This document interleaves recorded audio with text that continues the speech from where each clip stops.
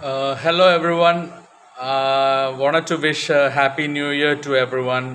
May you all have a blessed year, prosperous year, and also a very healthy year. Obviously, 2023, everyone will have good memories and probably some bad memories as well. But that is how life goes. And I hope that 2024 is a better year for you, and you have more of good memories and less of bad memories. I wanted to continue on my Legend series, and I wanted to give someone very, very special on the New Year Day. And who more special than Brian Lara?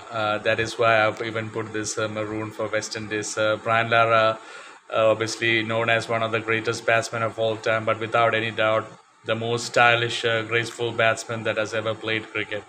I've never seen a more stylish batsman than Brian Lara, and anyone who has watched Brian Lara bat would definitely say that as well.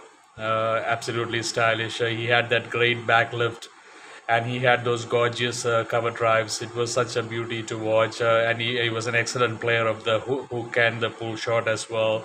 And everything Brian Lara did was absolutely stylish. My brother and I used to say in those days that when Brian Lara gets out and when he walks out of the ground and when he removes his gloves, even that is very stylish to watch. I mean, even the square cuts, I mean, he had all the shots, obviously, powerful shots, but very elegant, absolutely stylish shots. So that is Brian Lara for you. His full name was Brian Charles Lara. He was born May 2nd, 1969 in Trinidad. And his nickname was Prince of Trinidad as well. And let me start off. I mean, when in 19, he played from 1990 to 2007 for West Indies. And in 1993, he scored his first Test 100, which was a double century, 277 against Australia at Sydney. And that was an absolutely a gem of an innings. I remember the commentators talking about Brian Lara, and they were full of words for Brian Lara. It was so stylish. All the shots were perfectly played. 277 against the Australian team that had Merv Hughes. Merv Hughes. Shane Warne was a youngster in that team, and it was an amazing innings. And he helped West Indies to draw the test match. And West Indies were behind in that series, but after his innings, they draw and the draw, the next two test matches, West Indies came back strongly and won the two tests and then won the test series 2-1. So Brian Lara's 277 was a very important innings at Sydney, where West Indies could have probably lost that match after Australia's big total. And Brian Lara also named his daughter Sydney after that great innings, the first debut 100, which was turned into a double century at Sydney. And one of the things I have to say, I mean, definitely the greatest innings that I have watched in Test cricket live was that 153 not out at Barbados Bridgetown against Australia, chasing 311 in the fourth innings. He was batting, and West Indies were 105 for 5 batting wise. And then he put on a big partnership with Jimmy Adams, and then the West Indies fell down to 248 for 8. So he basically put 63 runs for the last two because he had a big partnership with Curtly Ambrose. And I mean, then the final runs he had to score it with Courtney Walsh. Courtney Walsh, not known for his batting. And it was the most tense, the most thrilling test match I've ever seen in my life. Absolutely great innings from Brian Lara.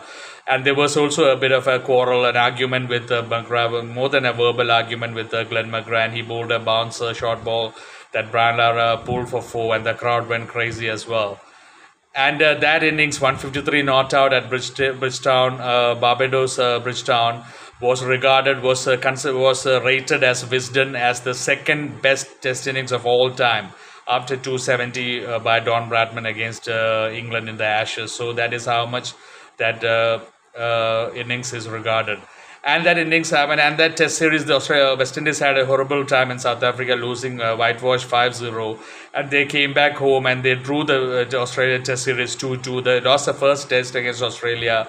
But the second Test at Kingston, Jamaica, Brian Lara scored 213, and West Indies won the test. And then the third match at Bridgetown, Barbados, that I just mentioned, 153 not out, and Australia, West Indies winning by just 1 wicket.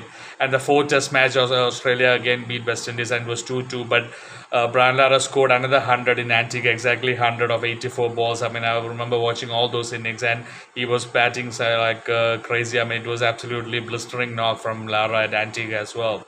So he basically scored 546 runs in that series against Australia with 200s, 300s, one double hundred as well. And he was the man of the match in both the matches they won in Kingston, Jamaica, and also the one at Bridgetown, Barbados. And he was the man of the series as well. And there was a special series in 2001 where Brian Lara scored 688 runs against Sri Lanka. He scored 300s, he scored a double century as well. And he scored 42% of the runs that West Indies scored against Sri Lanka in that series. I mean, that is crazy. 42% of the whole entire team's runs in that series were scored by Brian Lara. 88 runs, and West Indies still lost the test series 3-0 to Sri Lanka. And another thing, obviously, Brian Lara holds the world record for the highest of number of runs individual score in first-class cricket. 501 not out against Warwickshire against Durham in Edgbaston 1994. And also he broke the world record for test runs, 375. He broke Gary Sauber's world record, and he scored 375 at Antigua against England in 1994, and that world record stood until 2003 when Matthew Hayden scored 380 against Zimbabwe. But a few months later, Brian Lara scored 400 not out against England in 2004 at Antigua as well, and he took the record back into his name. And he has played 131 test matches, and he has scored 11,953 runs at an average of 52.88. 34 hundreds he scored, and there are 9 double hundreds that he scored as well. Obviously, the highest 400 after that 375 is second highest score as well. And he played 299 one-day matches, and he scored 10,405 runs at an average of just over 40.